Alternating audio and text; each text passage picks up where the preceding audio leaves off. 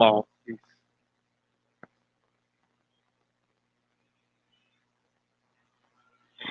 Posso sim. E vamos lá então. A gente teve alguns problemas técnicos, mas podemos prosseguir. Então, nós temos um privilégio maior do que todos. É o privilégio de ter o Rei dos Reis, Senhor dos Senhores, o Criador do universo, encarnado, vivido entre nós, morrido na cruz do Calvário em nosso lugar. E eu queria cantar como primeiro cântico isso. A vinda do Senhor Jesus até nós. Ele é baseado no Evangelho de João. O primeiro capítulo já fala sobre essa vinda do Verbo, que é Jesus.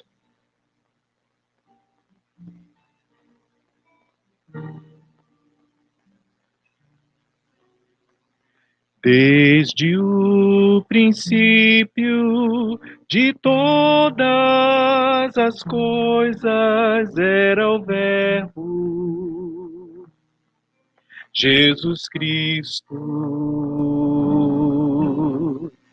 Ele é a imagem do Deus invisível, a exata expressão de Deus Pai. Ele mesmo criou o universo pela sua palavra e nos resgatou com imenso poder. Tirou-nos da morte para novo viver. Louvores e glórias a Cristo Jesus, o Verbo de Deus, nossa luz, e nos resgatou com imenso poder. Tirou-nos da morte para novo viver. Louvores e glórias a Cristo Jesus, o Verbo de Deus, nossa luz.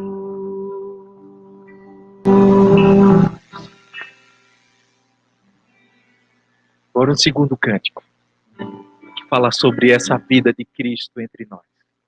Só em Jesus encontro paz, é minha luz, o meu cantar. A minha força nele está, na tempestade tenho paz. Que grande amor, que grande paz, o meu temor embora vai. Meu Redentor é tudo em mim, firme no amor de Deus estou.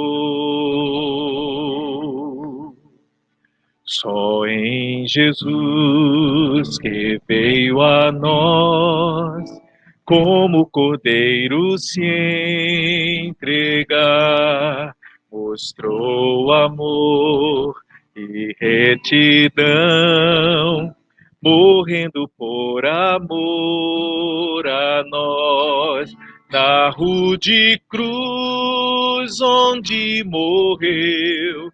Jesus cumpriu o amor de Deus e lá levou o meu pecar.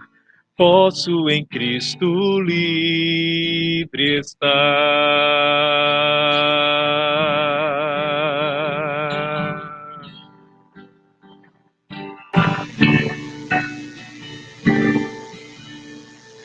No túmulo seu corpo tempo está.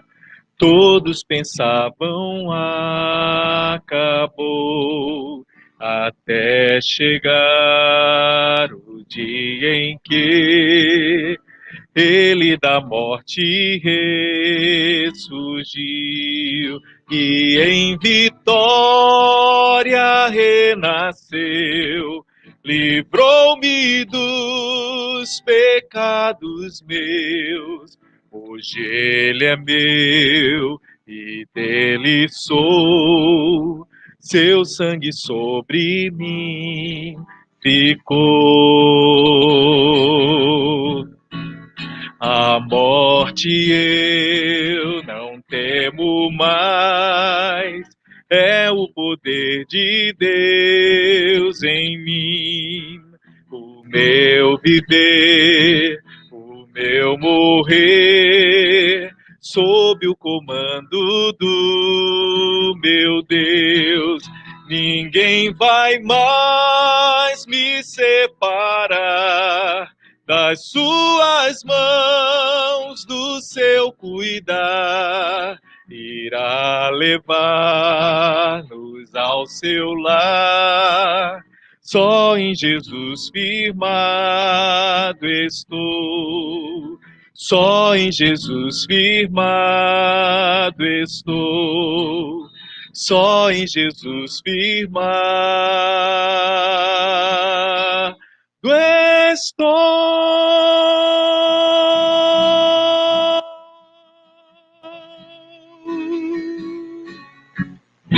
Amém. Só em Jesus.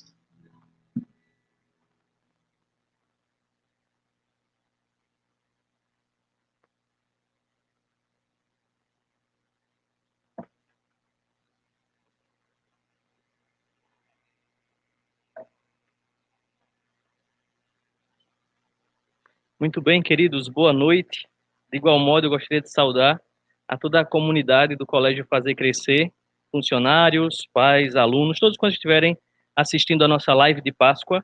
Mas eu não sei se você percebeu que nós celebramos a Cristo. Ele é o nosso Cordeiro Pascal, como disse o apóstolo Paulo.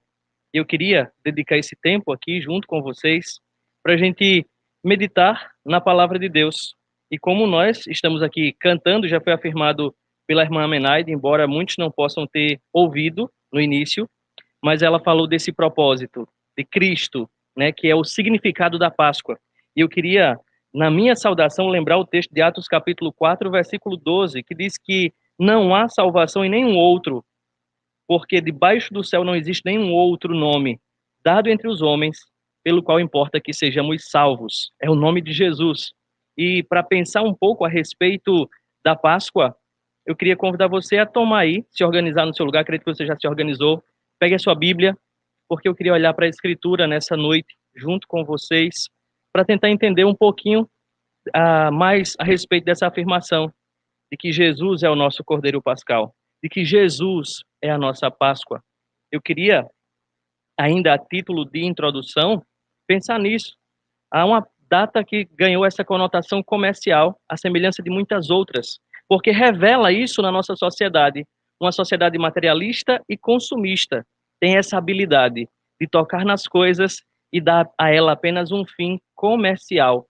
E muitas pessoas hoje, quando falam em Páscoa, imediatamente o que vem à mente dela é ovos de chocolate, é coelhinho branco, cenourinhas laranjas, e assim as pessoas têm pensado na Páscoa e esperado a Páscoa para comer muito chocolate, para distribuir muito chocolate. Eu digo, é muito bom comer chocolate, mas não é esse o sentido da Páscoa. Não é para isso que a Páscoa existe e foi instituída.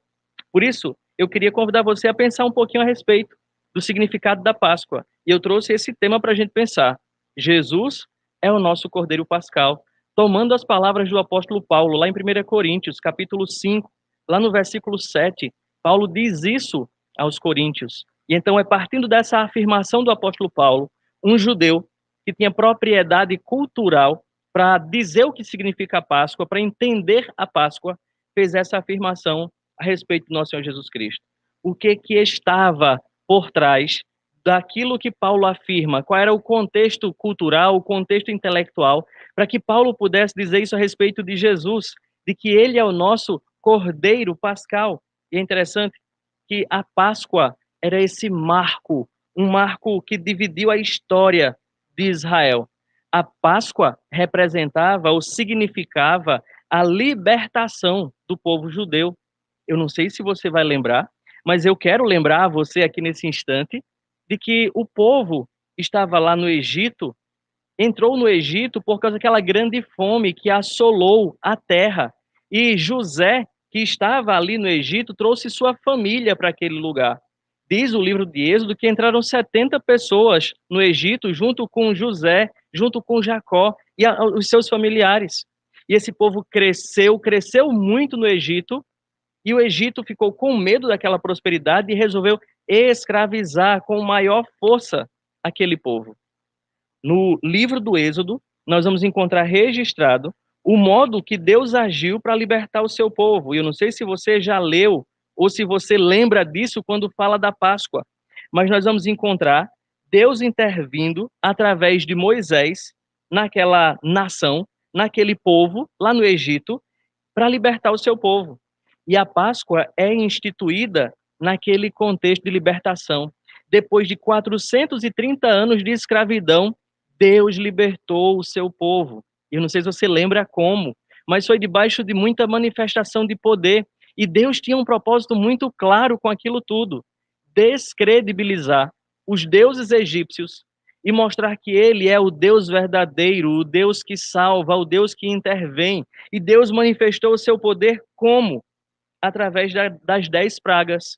Se você for ler a sua Bíblia, por exemplo, começando lá em Êxodo capítulo 7, Deus manda a primeira praga, que é as águas virarem em sangue, no capítulo 7 de Êxodo. Depois Deus manda a praga das rãs. Depois ele manda a praga dos piolhos, das moscas, peste nos animais, úlceras purulentas, chuvas de pedras, a peste dos gafanhotos, as trevas. E então Deus anuncia a praga cabal, a 10ª praga.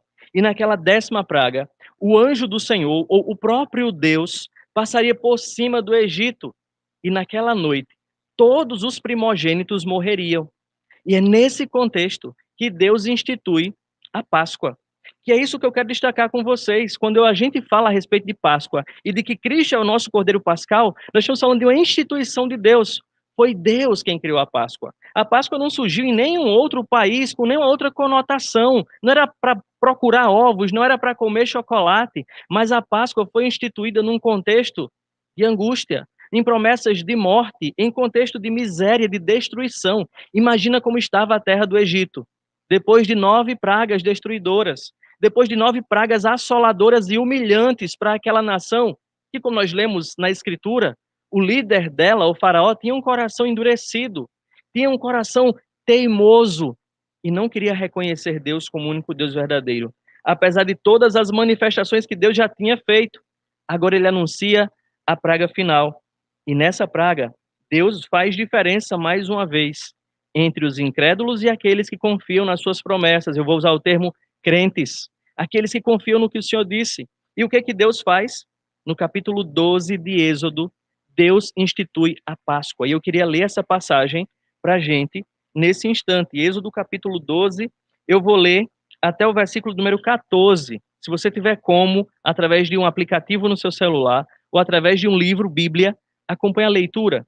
Eu vou ler na versão Nova Almeida, que diz: O Senhor disse a Moisés e a Arão na terra do Egito: Este mês será para vocês o principal dos meses, será o primeiro mês do ano. Falem a toda a congregação de Israel, dizendo: No dia 10 deste mês, cada um tomará para si um cordeiro, segundo a casa dos pais, um cordeiro para cada família.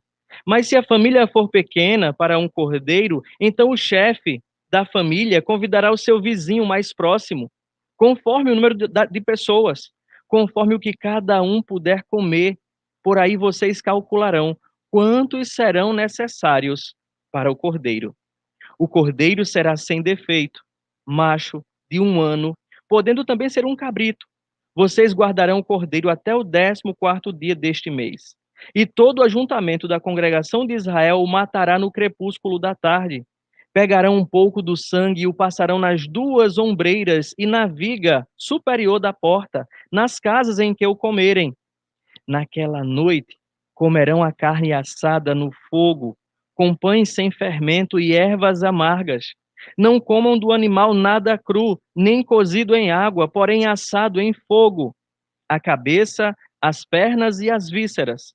Não deixem nada do cordeiro até pela manhã.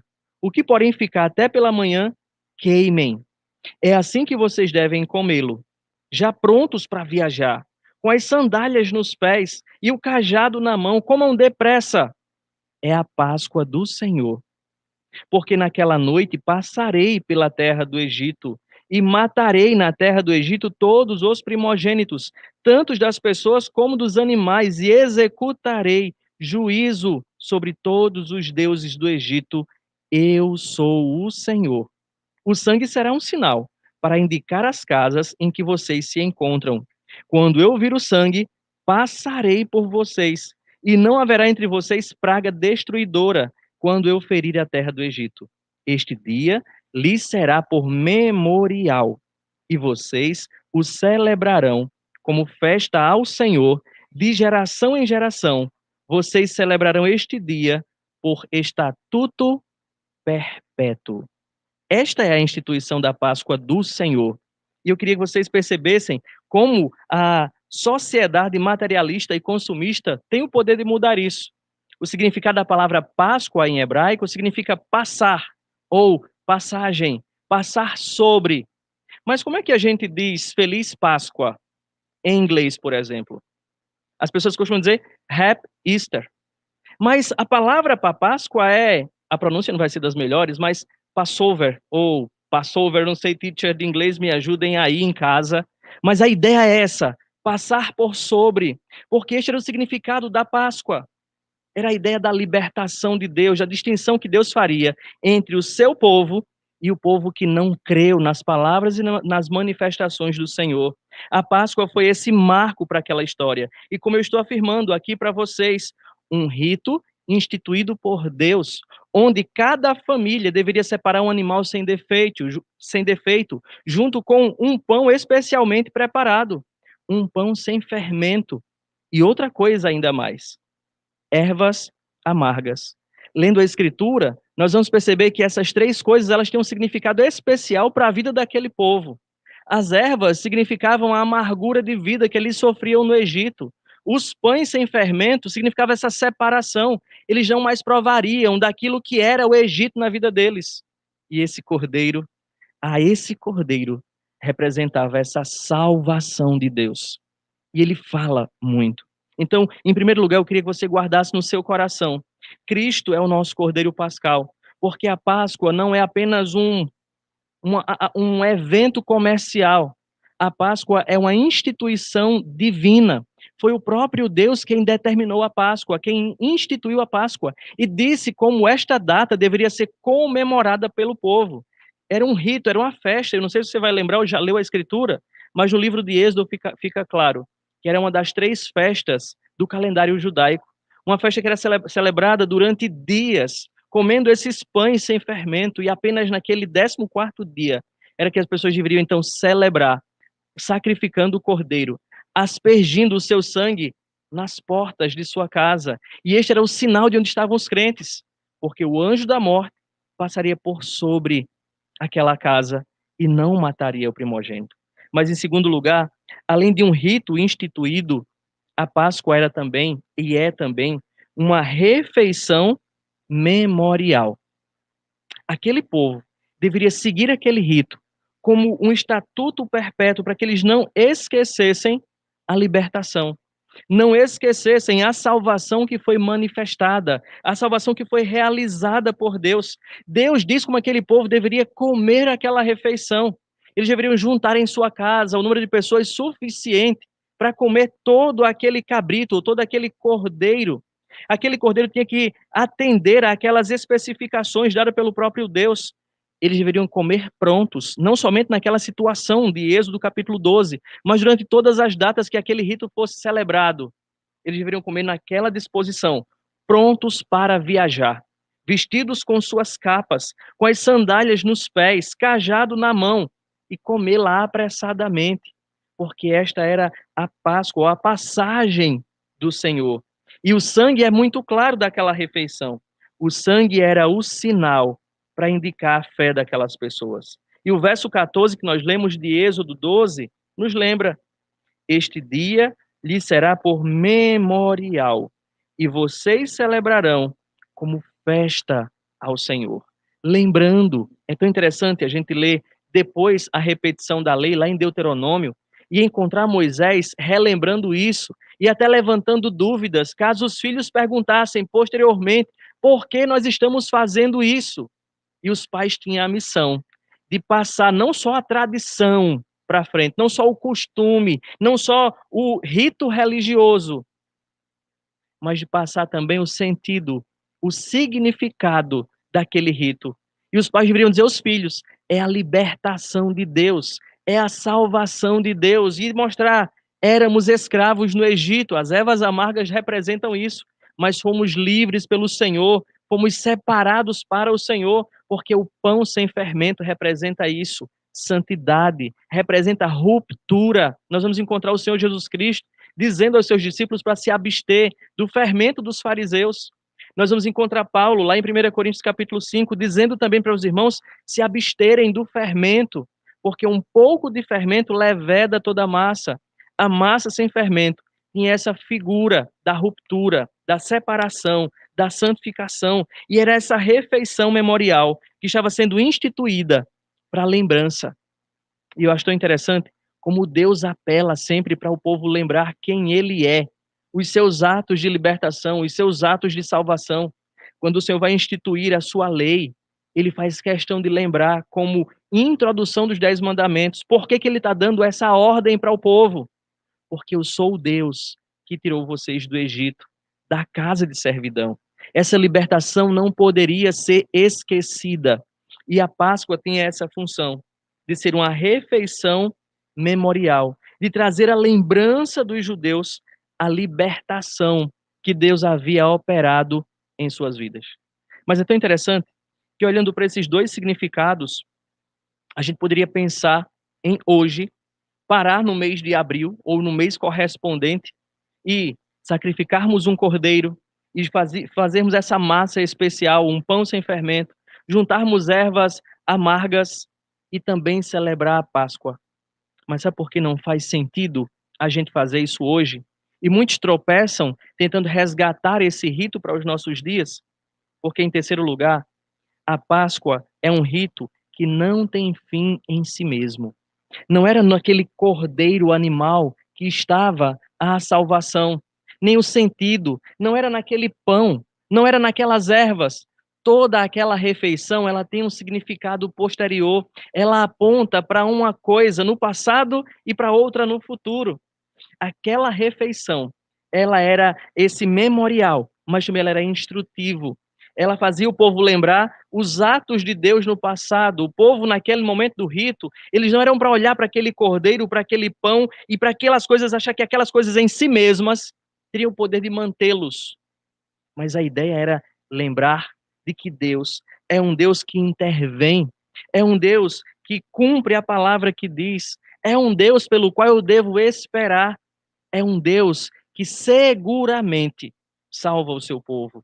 Então, todo judeu, uma vez por ano, ao celebrar a Páscoa, ele estava alimentando no seu coração as suas convicções a respeito do Deus de Israel, do Deus que não deixou o seu povo esquecido na escravidão, um Deus que não abandonou o seu povo na morte. Era isso que o povo devia ter em mente, era isso que alimentaria verdadeiramente aquele povo, e que eles não poderiam perder de vista isso, e nem deixar de ensinar isso aos seus filhos. Parando um pouquinho, só para a gente pensar a respeito dessa responsabilidade de que o rito não tinha fim em si mesmo. Quantas vezes, por causa da nossa religiosidade, ou às vezes a nossa preguiça intelectual, nós começamos a colocar fim nessas coisas que Deus nos dá como um meio, e a gente começa a esbarrar nos atos, nas coisas que Deus usa para nos abençoar, e começamos a idolatrar essas coisas, idolatrar os símbolos. e esquecemos o sentido, o significado daqueles símbolos. E às vezes nós negligenciamos essa responsabilidade de passar adiante aos nossos filhos os valores. E às vezes passamos apenas os ritos, as figuras, e esquecemos de ensinar o que verdadeiramente importa. Nós vamos encontrar essa situação também na história do povo de Deus. Depois de Moisés, quem substitui Moisés é Josué. E é dito lá no início do livro de Êxodo que uma geração depois de Josué cumpriu bem o seu papel de ensinar à geração os atos de Deus, as festas, os significados das ações de Deus. Mas diz que se levanta uma geração posterior que para de ensinar. E o que acontece? Cada um começa a fazer o que acha mais certo. É isso que tem acontecido nos nossos dias. A gente tem sido tão perturbado por essas ondas de relativismo, por essa forma de achar que cada um tem a sua verdade, que cada um a sua própria régua de medir, que os pais estão se abstendo de ensinar aos seus filhos os valores do reino, os valores que levamos para a eternidade, o tesouro dos céus. E a gente tem deixado os nossos filhos. Tem pais que pensam que os filhos que têm que escolher o próprio nome, então cria ele como qualquer nome, até ele ter idade de escolher o próprio nome. Tem pai que diz, mesmo sendo cristão, que não vai ensinar sua religião ao seu filho, porque para dar ele a liberdade de escolher. E é tão interessante que você não vai dar ao seu filho a liberdade de escolher. Ele está fadado a ser um incrédulo se você negligencia na educação do seu filho. Se você negligencia na sua responsabilidade de instruir o seu filho. Como vemos lá em Deuteronômio, capítulo 6, de inculcar no seu filho a palavra. Quer sentado, quer andando pelo caminho, ao deitar, ao levantar, da gente fazer isso, ocupar a mente. Nós precisamos ocupar a nossa mente com os atos de Deus, com a ação do Senhor. Às vezes nós nos encontramos amedrontados, aflitos, sem esperança, porque a gente está olhando somente para as circunstâncias ao nosso redor, enquanto a Escritura nos instrui a olhar para trás, a lembrar quem Deus é, o que Ele já fez pelo seu povo, e isso alimentar a nossa esperança, alimenta a nossa fé, a nossa confiança no Senhor no presente. Então, a Páscoa era essa instituição, é essa instituição, uma refeição memorial que não tem fim em si mesmo. Ao mesmo tempo que ela aponta para trás, lembrando os atos de Deus, lembrando a salvação e a libertação, ela também tem esse aspecto de apontar para o futuro, de alguém que viria, de algo que se concretizaria na história de Israel. E é tão interessante ler a Escritura e perceber a progressão da compreensão da figura deste cordeiro. Nós lemos aqui em Êxodo capítulo 12, especificamente no versículo 3, de que aquele cordeiro deveria ser separado, um cordeiro para uma família. Aí a gente vive anos e anos e anos e anos e lê a história da salvação. Aí abre a Bíblia em Isaías 53. E nós vamos ver a compreensão sendo expandida. Aquele cordeiro não era mais um cordeiro para uma família, mas era um cordeiro para uma nação. É isso que o profeta Isaías está dizendo, que as pisaduras daquele cordeiro seria suficiente para a nação de Israel. Aí mais fantástico ainda é ver a história passar. E lá no Evangelho de João, capítulo 1, versículo 29, o cordeiro que era para uma família, depois passou a abranger uma nação. João Batista, ao ver Jesus, ele se espanta e ele diz em alto e bom som: Eis o Cordeiro de Deus que tira o pecado do mundo. O Cordeiro não é mais algo restrito a uma família ou a uma nação, mas a compreensão agora neotestamentária é de que aquele Cordeiro que era sacrificado na Páscoa, ele se cumpre, ele completa o seu papel, ele completa a sua mensagem naquele Cordeiro perfeito, que não era mais um Cordeiro para cada indivíduo ou para cada família, mas era um só Cordeiro que seria sacrificado, como diz o autor aos Hebreus, num sacrifício perfeito de uma vez por todas. Cristo é o Cordeiro de Deus que tira o pecado do mundo. Por isso, quando eu falo a palavra Páscoa, e eu tenho uma mentalidade orientada pela palavra de Deus, eu sou um cristão que conhece a Escritura, eu não mais devo voltar para a estaca zero, porque a Páscoa cumpriu o seu papel de apontar para além dela. A Páscoa se cumpre na pessoa de Jesus. Então, quando eu falo a palavra Páscoa, eu não estou lembrando de coelhos, cenouras e ovos de chocolate, mas também não estou lembrando mais de sacrifício de cordeiro pães sem fermento e ervas amargas. Quando eu falo a palavra Páscoa, eu me lembro de um homem que eu não conheci fisicamente, pessoalmente falando, de vê-lo face a face, mas conhecemos ele pela fé, pelo Espírito que nos deu a conhecer Cristo. E é tão interessante, eu queria agora ler outro texto da Escritura, para a gente perceber como a Páscoa cumpriu o seu papel, e nós não precisamos mais da Páscoa judaica. Nós temos Cristo. Mateus, capítulo 26. Nós vamos encontrar a última Páscoa, cumprindo o seu papel de uma vez por todas. Mateus registra as palavras de Jesus e o convívio dele com os seus discípulos. E no versículo 17 de Mateus 26, diz o texto: no primeiro dia da festa dos pães asmos, ou seja, o início da celebração da Páscoa, os pães sem fermento, os discípulos vieram a Jesus e lhe perguntaram: onde quer que façamos os preparativos para que o Senhor possa comer a Páscoa? Jesus dá as instruções, os discípulos executam essas instruções, e quando eles estão ali comendo aquela refeição, o versículo 26 do capítulo 26 de Mateus, diz o texto: enquanto comiam, Jesus pegou um pão e, abençoando-o, o partiu e deu aos discípulos, dizendo: tomem, comam, isto é o meu corpo. A seguir, Jesus pegou um cálice e, tendo dado graças, o deu aos seus discípulos, dizendo: bebam todos dele, porque isto é o meu sangue, o sangue da aliança, derramado em favor de muitos para a remissão de pecados. E digo a vocês que desta hora em diante nunca mais beberei deste fruto da videira, até aquele dia em que beberei com vocês o vinho novo no reino de meu Pai. E tendo cantado o hino, saíram para o Monte das Oliveiras. A Páscoa cumpriu o seu papel.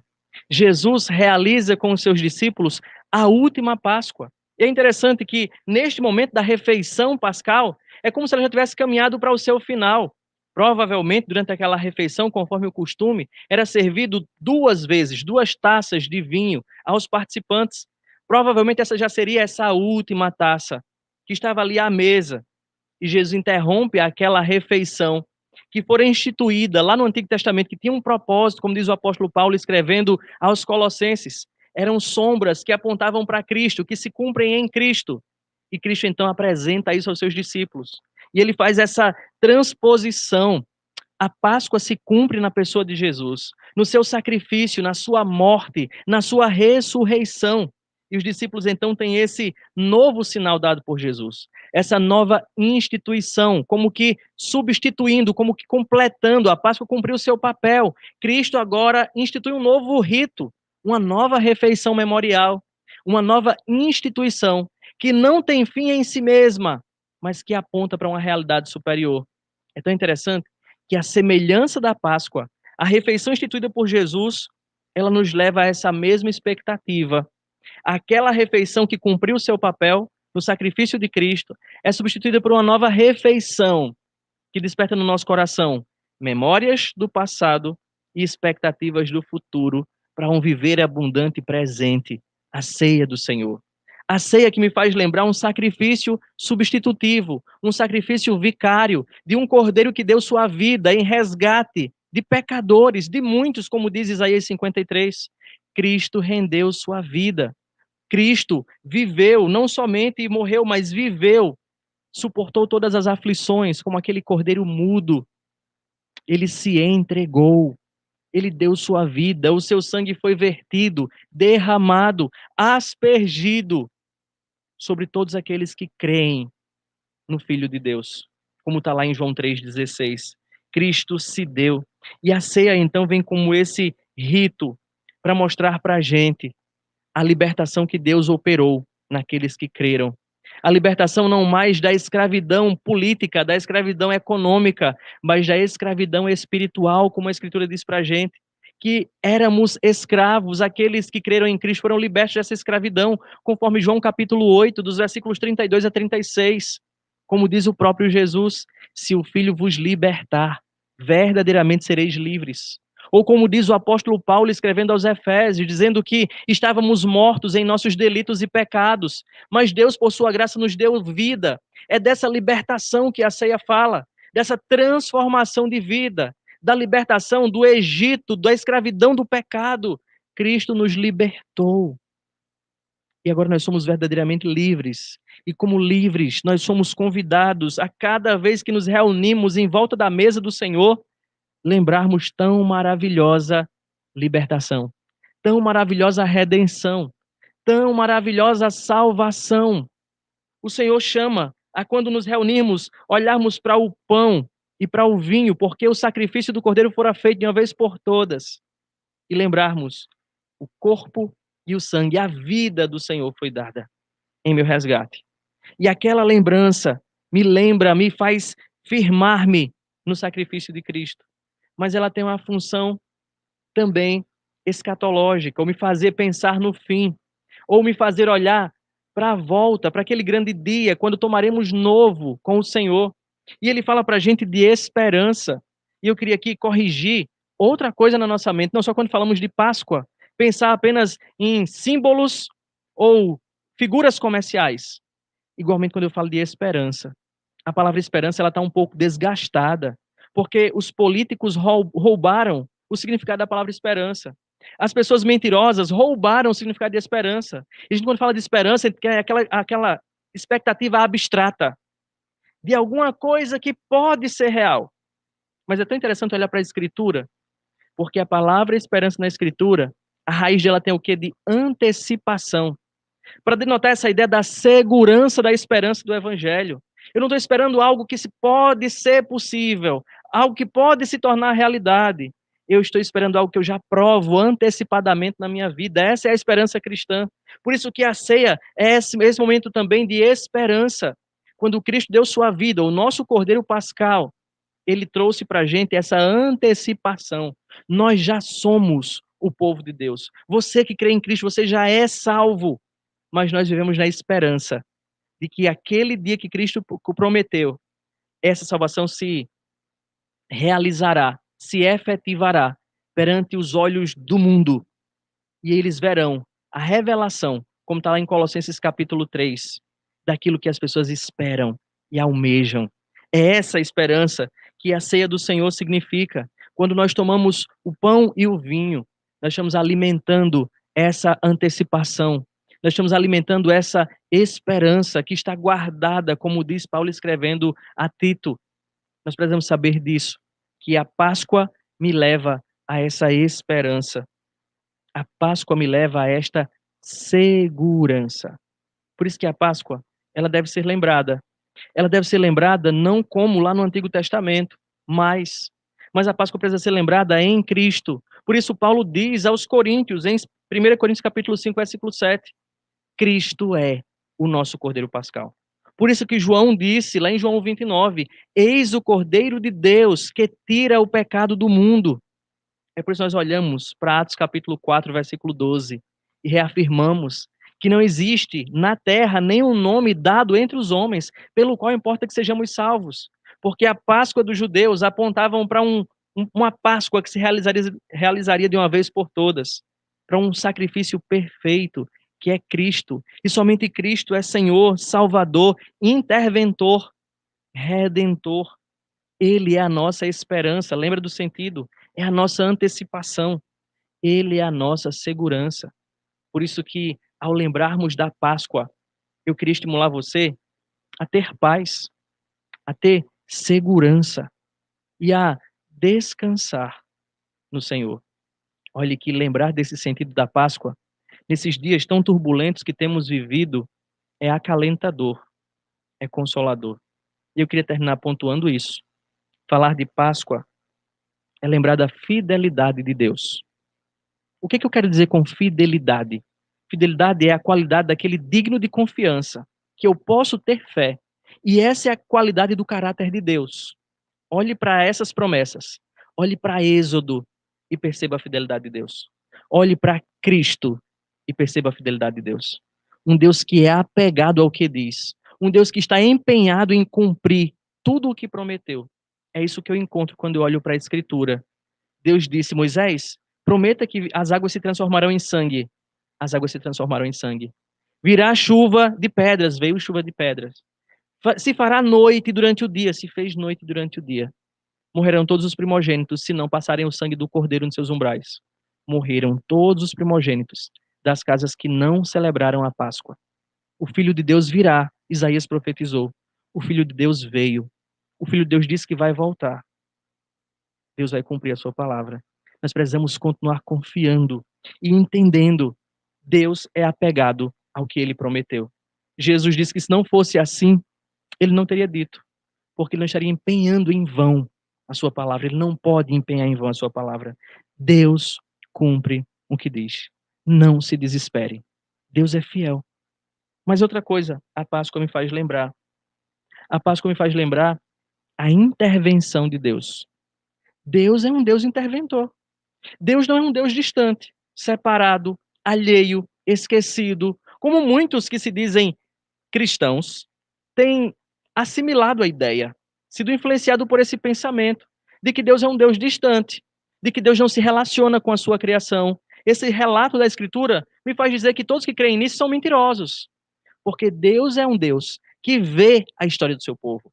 Experimente depois em casa, ler o livro de Êxodo e perceber isso, que Deus viu o sofrimento do seu povo. E Deus manifestou, realizou atos miraculosos, grandiosos de intervenção. Para quê? Para salvar. E na Escritura, qual é o maior ato de intervenção de Deus? João 3,16. Este é o maior ato de intervenção de Deus. Ou João 1,14. O verbo se fez carne. O verbo foi cantado aqui pelo pastor Luciano na introdução. O verbo se fez carne e habitou entre nós, cheio de graça, cheio de verdade, e vimos a sua glória. Glória como do unigênito do Pai. Deus amou ao mundo de tal maneira que deu o seu Filho unigênito. Este é o maior ato de intervenção de Deus. Então, o que eu quero dizer com isso?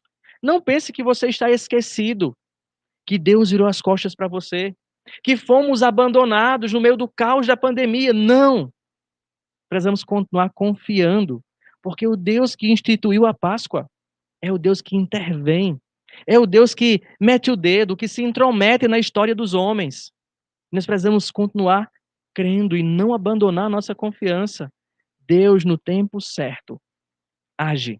Deus, no tempo certo, intervém. Qual é a nossa oração?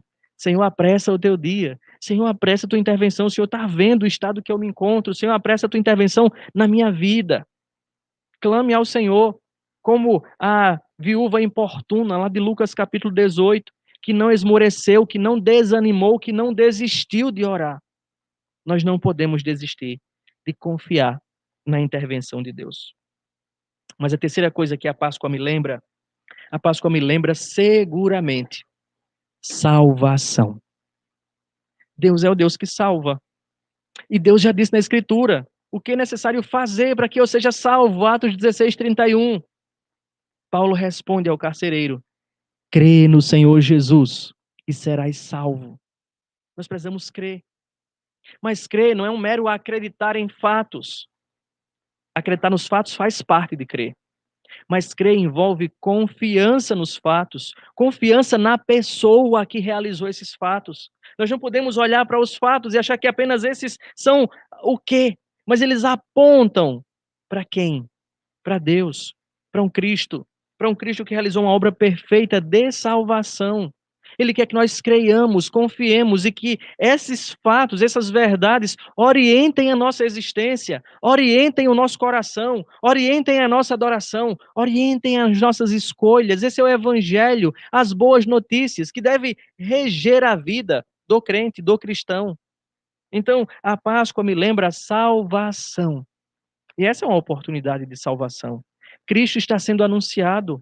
É um desafio para você que está assistindo a live do Colégio Fazer Crescer, de não mais confiar apenas na sua sabedoria, no seu conhecimento, no seu poder aquisitivo, mas olhar para fora de você. Esse é o desafio na pós-modernidade que me manda mergulhar em mim mesmo. O Evangelho me convida a olhar para fora de mim, a olhar para o alto, a olhar para Cristo. Mas não um olhar, qualquer olhar, mas a contemplação da nossa salvação. E deixar que essa salvação transforme o que eu sou. Que você possa ver como um transformado. Porque a Páscoa me lembra salvação. Eu disse fidelidade, intervenção, salvação. Mas a Páscoa eu não posso deixar de falar nisso mais uma vez e ser repetitivo. A Páscoa me lembra a esperança. Eu não posso falar essa palavra, a passagem. Cristo já passou pela terra, mais uma vez, de uma forma física, humana, e ele prometeu que voltaria. E ele cumpriu, por sua fidelidade, ele me disse que eu posso esperar. Lembra? Não é aquela esperança, não é expectativa de algo abstrato, mas é uma antecipação ele já me deu. Eu posso confiar em Cristo. As calamidades, elas não podem me afastar dessa esperança. Você lembra da fala de Paulo escrevendo aos Romanos? Nem a fome, vê a situação econômica, nem a nudez, nem as pessoas ao meu redor, nem seres angelicais, nem criaturas quaisquer, nem altura maior que seja, nem profundidade maior que seja, nada, ninguém pode nos separar do amor de Deus que está em Cristo Jesus. Isso fala de esperança. Ela não será abalada por nada. Não tema as circunstâncias, continue esperando no Senhor Jesus Cristo. Porque, por fim, em quinto lugar, a Páscoa me lembra segurança. O mesmo texto. E essa segurança deve gerar no nosso coração paz. A paz da Escritura não é ausência de conflitos. A paz da Escritura não é silêncio. Não é lugar tranquilo. A paz da Escritura é segurança. De que nada pode me afastar disso. De que nada pode me roubar Cristo. Essa é a nossa maior segurança. A nossa comunhão com Deus. Essa é a nossa paz. Então, aqui em nome do Colégio Fazer Crescer, eu queria deixar essa palavra para a sua vida, para a sua família. Deixar a Páscoa para você refletir a respeito dela. E tirar para você essas 5 conclusões. A Páscoa lhe conduza a confiança no Senhor, que a Páscoa lhe conduza nesse saber que Deus intervém na história do seu povo, que a Páscoa lhe conduza à salvação, que a Páscoa lhe conduza à esperança, à confiança, à paz. É o que mais nós precisamos hoje, diante de toda essa turbulência, diante de todas essas mortes, diante de todo esse pavor que vive o mundo. Nós precisamos da Páscoa, não do chocolate, não do pão, não das ervas, mas de Cristo, do nosso Cordeiro Pascal. Que ele se apiede de nós, que ele tenha misericórdia de nós, que ele volte logo, que ele ponha fim a toda essa calamidade, porque ele tem poder para fazer infinitamente mais do que as nossas consciências inteligentes cogitam. Ele tem poder de fazer infinitamente mais, além de tudo que pedimos ou pensamos. Eu queria convidar você nesse instante da nossa live para orar. E aquele que sonda mentes e coração, ele está aí com você também. Deus é fantástico. Ele é onipresente. Não há como fugirmos de sua presença. Você está agora diante dele. E pensando a respeito dessas qualidades dele, de um Deus que intervém, de um Deus que age, de um Deus que faz. Eu queria que você examinasse o seu coração diante do Senhor. E pensasse a respeito de como você se porta diante da Páscoa.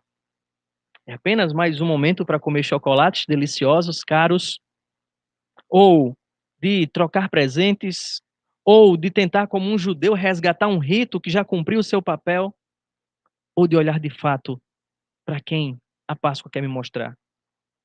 A Páscoa quer que você olhe para Cristo. Foi essa a intenção de Deus ao instituir aquele rito. Como você olha para Cristo? Você vê Cristo como alguém digno de sua confiança? Você vê Cristo alguém que intervém na hora certa, na medida certa, com o propósito certo? Você vê em Cristo alguém que pode fazer o que você não pode? Salvar a sua alma? Você espera firmemente em Cristo? Você está seguro do amor de Cristo? Responda essas perguntas aí no seu coração, diante de Deus. E eu sei que nós somos fracos e pecadores, caídos, finitos, falhos. Por isso, peça ajuda ao Espírito de Cristo, para que a gente possa permanecer nesta disposição, confiando na fidelidade de Deus, confiando na intervenção de Deus, esperando sua salvação, firmes nessa segurança. Obrigado, Senhor, porque Cristo é o nosso Cordeiro Pascal. Obrigado, porque nós não precisamos mais matar animais para fazer rituais por nossa culpa, por nossa salvação. Obrigado porque Cristo cumpriu perfeitamente o sentido da Páscoa, daquela antiga festa judaica. Obrigado porque Ele é a nossa salvação. Ele é o nosso Redentor. Ele é a nossa propiciação. Obrigado porque em Cristo encontramos, Pai, aquilo que a nossa alma mais almeja, que é a confiança da nossa relação contigo, que é a segurança de que não estamos condenados, fadados à condenação, ao nosso fracasso, à nossa incompetência. Obrigado, Senhor, porque a Páscoa me faz lembrar e a Páscoa me fez ver Cristo como aquele cordeiro imaculado que me substituiu naquela cruz, naquela morte, naquela condenação. Ó Pai, tem misericórdia de nós que esperamos na tua intervenção. Tem misericórdia de nós que vivemos esses dias tão complicados, Senhor. Que o Senhor Deus seja a nossa paz, seja a nossa segurança, que a mente dos meus irmãos e daqueles que nos acompanham pela live possa ser restaurada, Senhor, essa confiança no Senhor, que o medo, que as amarguras e as aflições do tempo presente não minem, Senhor, a nossa confiança e a nossa esperança firme naquele grande dia, naquele dia de salvação, de consumação, de libertação final. Abençoa, Senhor, a cada um que nesse instante, sinceramente, se apresenta diante do Senhor e espera por tua intervenção. Abençoa, Senhor, a cada um que, como profissional, Pai, tem se gastado para não só trazer o sustento para a sua casa, para a sua vida e para a sua família, mas para abençoar outras pessoas com o seu trabalho. Que o Senhor Deus possa renovar as forças de cada um dos professores, de cada um dos funcionários do Colégio Fazer Crescer, e de quantas outras frentes, Senhor, existem pelo mundo. Que o Senhor Deus possa agir com graça no coração e na vida do teu povo, renovando a força, a alegria, a disposição. Tem misericórdia de nós, Senhor, que depois de ouvirmos a tua palavra, o nosso entendimento seja mudado e moldado àquilo que ouvimos. Pedimos que o Senhor Deus firme nosso coração e alegre-nos diante de toda essa calamidade, de toda essa mazela e miséria que assola o mundo. Que a gente possa, com os nossos olhos fitos em Cristo, não perder, ó Deus, a alegria e a esperança. Em nome de Jesus. Amém. Amém. Que Deus abençoe, queridos. Nós vamos ainda cantar um cântico com o pastor Luciano e daremos continuidade aqui à live.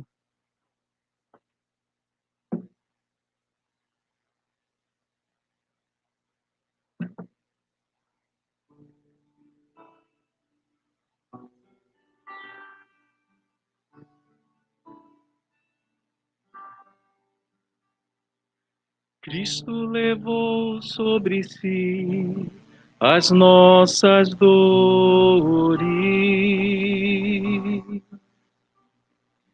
Cristo levou sobre si as nossas transgressões. O castigo que nos traz a paz estava sobre ele, e por suas chagas fomos sarados.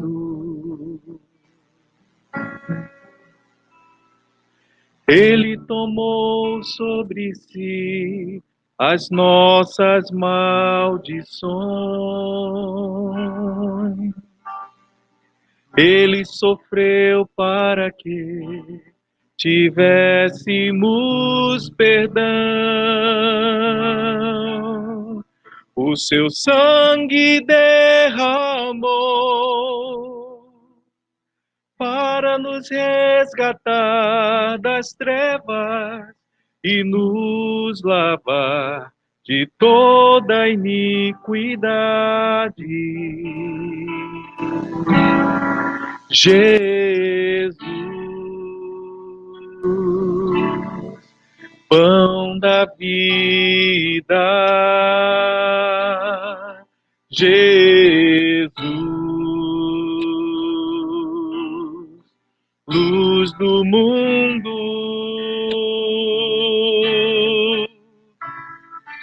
Príncipe da paz, maravilhoso maravilhoso conselheiro, fonte de eternidade e amor,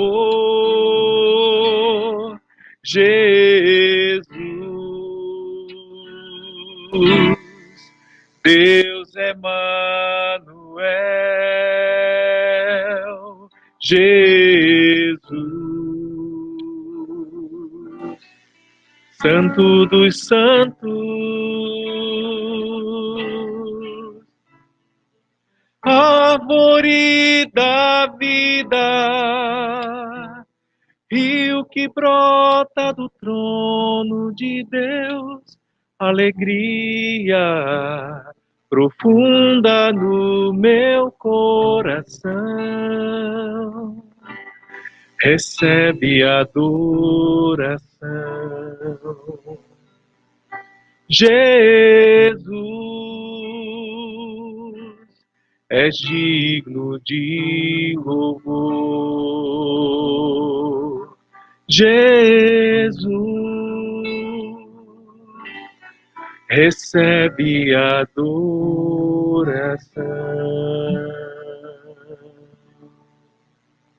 Amém.